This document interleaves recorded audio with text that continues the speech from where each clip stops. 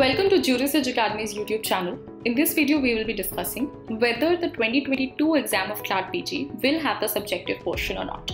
So if you want any other information regarding how to prepare for CLAT PG or any other LLM entrance exam, do check out our other videos. And if you need particular information regarding how to prepare, what should be the strategy, you can also reach out to us on our WhatsApp number. So let's start this video. Firstly, it's important to understand why does the confusion persist regarding whether there will be a subjective portion or not. So it all started in 2019 when CLAT authorities decided that along with the objective portion, there will be two subjective questions as well on which the students will be tested. So in the year 2019, 5 questions were given to students, out of which they had to attempt the 2 subjective questions.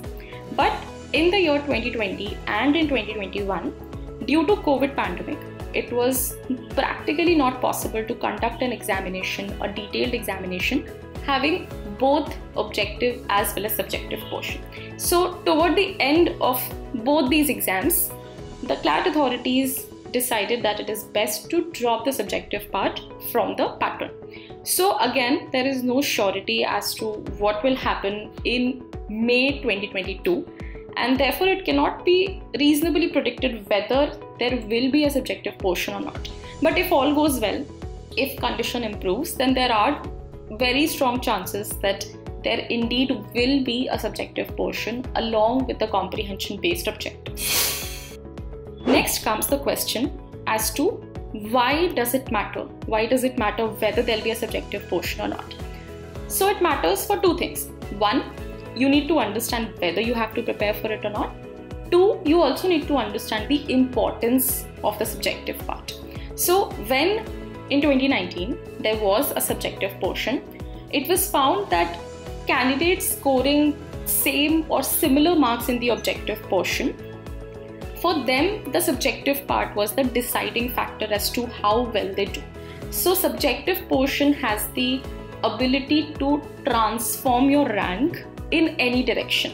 So it doesn't matter how well you do in the objective portion. Of course it matters, but it also matters how well you do in the subjective portion.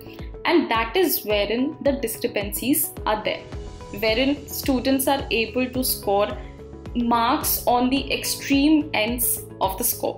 So it is very important to keep into account that if you are particularly good at writing answers, if you know the art of answer writing, then there are chances that you will have a substantial advantage over the candidates who do not know about this. So it is very important to see as to it is not something that you can prepare for in the last month. You will have to be very mindful of the fact that if there is a subjective part, then you need to analyze whether you are good at answer writing or not. Next comes the question of what should you do then? Now that you don't know and you are at your earlier stages of preparation and you don't know whether there's going to be a subjective portion or not, so you don't know whether you should prepare for it or not. Or if you have to prepare for it, then how do you have to prepare for it? So for that, there is no real strategy that you can follow if you are unsure about the possibility of inclusion of the subjective portion. But what you can start doing is that you can start reading articles and editorials which will also help you with the objective part. So in substance, the preparation for subjective as well as the objective portion is not really that different. You still have to read the same subjects, you still have to read legal news, you still have to read judgments, and you still have to be reasonably aware of what is going on in the legal field. The only difference is that you will need to have a good writing speed. You will need to have a good understanding of what is the correct structure of writing answers. So all you can do is that you can be more mindful while you prepare. You can focus a little bit more on editorials as well. And when CLAT authorities release the notification, that is when I think everybody will get clarity and you will have at least 3 to 4 months to work on your answer writing. So this brings us to the end of our video. If you like our content, please like and share this video and subscribe to our YouTube channel.